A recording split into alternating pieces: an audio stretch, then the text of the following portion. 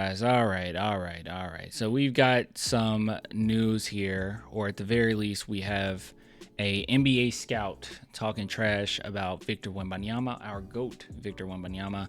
And we also have Mitch Johnson answering the hard questions here, one of which about the crazy amount of threes that the Spurs took, and another one about Victor Wembanyama's three-point shooting. So what we're going to do, we'll start off with Mitch Johnson, see what he has to say about Wemby. We'll talk about today's sponsor, BetUS, as always. And then we'll dive into what that terrible, evil NBA scout had to say about our GOAT. Let's go ahead and start off with this one. Shout out to Spurs Reporter for posting this, but apparently asked Mitch Johnson the question of all these threes they took. You cool with that? You good? What's up with that? Coach, 47. Oh my God, that's loud. Turn this down a little bit. Jump scare. Attempts from three-point range today matched the franchise high. Was that by design or what they were giving you? We definitely want to shoot the three-pointers. I don't feel like right now answering the question that we forced a bunch. There definitely has to be some balance. I know we didn't get to the rim much in the first half. I think the turnovers are my biggest bugaboo right now without rewatching the game. It's not the shot. Bugaboo? Your biggest bugaboo? See, this is why I miss Pop. Pop would have never used bugaboo. Pop's cooler than that. My biggest bugaboo? Come on, coach. Come on, that's not going to inspire your team. Come on. Bugaboo? I think the turnovers are my biggest bugaboo right now without rewatching the game. It's not the shot selection. I think it's the turnovers. Guys, we got to stop this, all right? These bugaboos. I have a lot of bugaboos about this game. He never left the 90s? For real?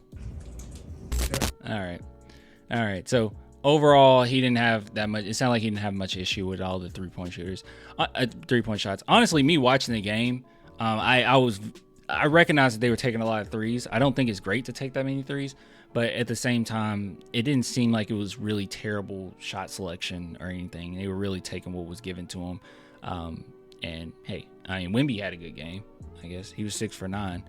Speaking of Wemby, how do you feel about him going 6 for 9? He made shots that he's missed earlier, so there's not an overreaction either way. He's a phenomenal shooter. We want him shooting all those shots. And him, along with the group, just continuing to be consistent with the fundamentals and not skip steps. Okay, cool.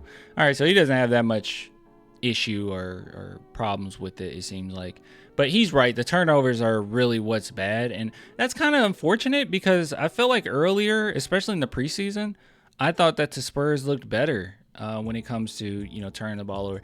And last season it was a lot of we can make up for it because of how great Wemby was and teams didn't know how to play him, but now it's really starting to weigh on us because Wemby can't just go get you a shot right now. Not yet. He did a good job in this game, but for the most part, he doesn't have a go-to move. They're double, triple teaming him. Really working towards his weaknesses, making sure they get a guard on him. Which I know that a lot of us will complain and say, "Oh, you need to just play harder," but he's not used to that yet. He has to figure it out. He doesn't have a go-to, and the Spurs are still trying to figure out a go-to for him, a go-to spot. So pretty tough situation that you're in there. So I do understand Wemby taking the amount of threes that he has, but I do want to talk about that executive that NBA scout that had some wild stuff to say about our boy. Before looking at that though, big shout out today. Sponsor BetUS. Please use promo code YouTube150 and you'll receive 150% bonus on your first deposit, 125% bonus on your second and third deposit, all the way up to $2,000. And we already took a look here, and this was just for funsies, right? There's so many different things that you can vote on, obviously, or not vote on, I'm sorry, that you can bet on, obviously. But looking at NBA championship winners, right now they're saying the Spurs have no shot whatsoever. We don't have the worst chances. It looks like Chicago Bulls worse than us, Wizards, Portland. All right, those are guys that are like no doubt in their mind that they're not going to win it. Brooklyn Nets, Pistons, Atlanta Hawks, all of which have worse chances than us. Now, the Atlanta Hawks being worse to us is huge because we already know we got that pick coming up, right?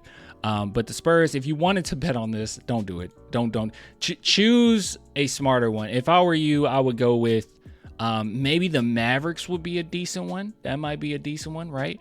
Take a little bit of a risk, but they could possibly hit there. But if you are curious, if you just drop $10 on the Spurs, that's $2,000 if they won the NBA championship. Not going to happen, but I will probably stay in this realm. All right. I will stay in this realm. Then you just hit place my bet and you're good to go. All right. Now let me go ahead and tell you guys about, oh my goodness. Oh, thanks for the super chat, Art Lopez. Thanks, man. I'll read your super chat in a little bit after this segment. NBA Scout. An anonymous NBA Scout says Victor Wembanyama is not an impactful offensive player. He's absolutely awesome on defense and not impactful at all on the offensive end. He just looks like he's playing without a whole lot of direction. So here's the thing, all right? I think there's a little bit of nuance here, okay? First and foremost, this statement right here, playing without a whole lot of direction, I actually agree with. I do. Wholeheartedly, I agree with that. I think that a lot of times he doesn't have, we kind of mentioned earlier, he doesn't really have a go-to spot right now.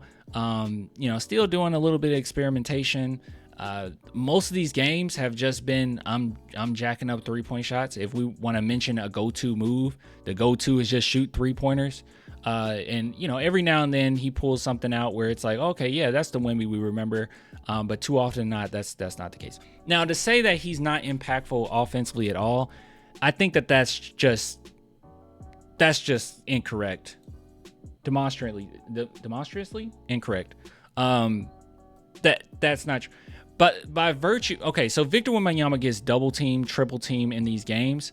Teams literally adjust by putting guards on him. And that was really great because you would put centers and big men on Jeremy Sohan, and Jeremy Sohan would take advantage of that, right? He's quicker, he's faster. And that was a really good, it was really impactful in that regard. But the fact that Wemby's getting double teamed in and of itself means that he's impactful, right? Like, I don't know what that means, that he's not impactful on offense at all. Obviously he is. Now, does he have a go-to move? Is he successful in getting the amount of points that's left on the board because he doesn't have those moves or those go-to? Of course. Maybe in that regard, it's not very impactful. But the fact that he's double teamed, the fact that teams are adjusting to him every single game, the fact that they're constantly got their eyes on him, the fact that they're in pick and rolls, there's constant help coming over. To say that he's not impactful is just wrong. I think that's just wrong, right? I mean, I'm reading Eric Cortez comment. I mean, he is very impactful from a court standpoint. He is double team every chance they get. Exactly. That's impactful. That's impact.